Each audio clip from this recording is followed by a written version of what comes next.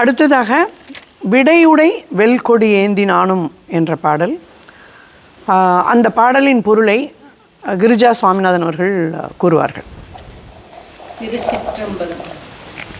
இடபம் பொறித்த வெற்றி கொடியை ஏந்தியவனும் வீரம் மிக்க பூத கணங்கள் சூழ நடனம் செய்யும் கோலத்தை உடையவனுமான சிவபெருமான் திருப்புனவாயில் என்னும் திருத்தலத்தில் எழுந்தருளி கொன்றை மாலை அணிந்து ஒளியுடைய மழுப்பை உடைய வலக்கையிலே ஏந்தி பாலாலும் நெய்யாலும் திருமுழுக்காடப்பட்டு அடியவர்களுக்கு அருள் புரியும் பரம்பொருள் ஆவார்.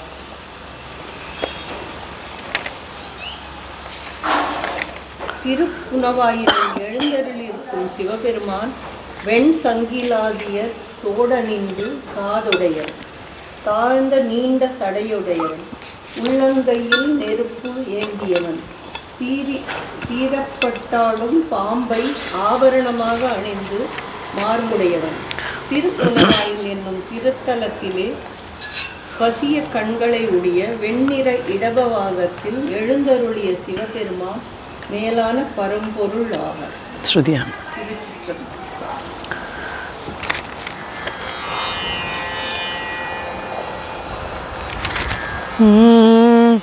விடையுடை வெல்கொடி ஏந்தினானோ விரல் பாரிடம், விடையுடை வெல்கொடி ஏந்தினானோ விரல் பாரிடம்,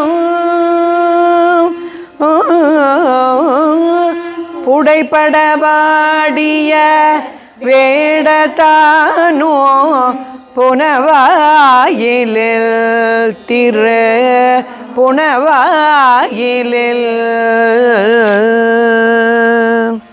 புடைப்படபாடிய வேடத்தானோ புனவாயிலில் திரு புனவாயிலில், தொடைநவில் கொன்றையாந்தாரினானோ சுடர்வெள் மழுப்படை,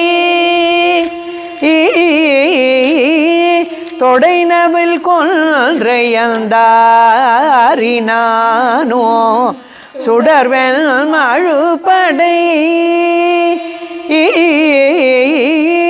வலனேந்திய வலனேந்திய மழுப்படை, வலனேந்திய சுடர்வெள் மழுப்படை, வலனேந்திய பால் நீயாடும் பரமனன்றே பரமனன்றே, வலனேந்திய பால் நீயாடும் பரமனன்றே பரமனன்றே, சங்கவில் தோடனே காதினானோ சடை தாழவே சடை தாழவே, சங்கவில் தோடனே காதினானோ சடை தாழவே சடை தாழவே, அங்கையிலங்கழல் ஏந்தினானோ அழகாகவே அழகாகவே அழகாகவே, அங்கையிலங்கழல் ஏந்தினானோ அழகாகவே அழகாகவே, பொங்கரவோ மணி மார்பினானும்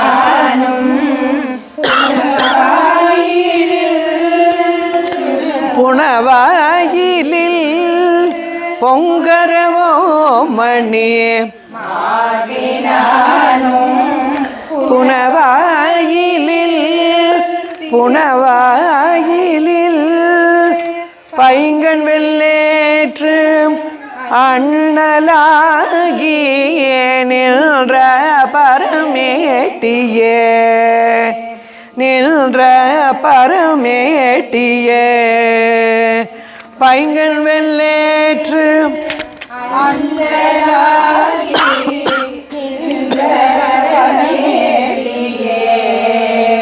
நின்ற பரமேட்டியே நின்ற பரமேட்டியே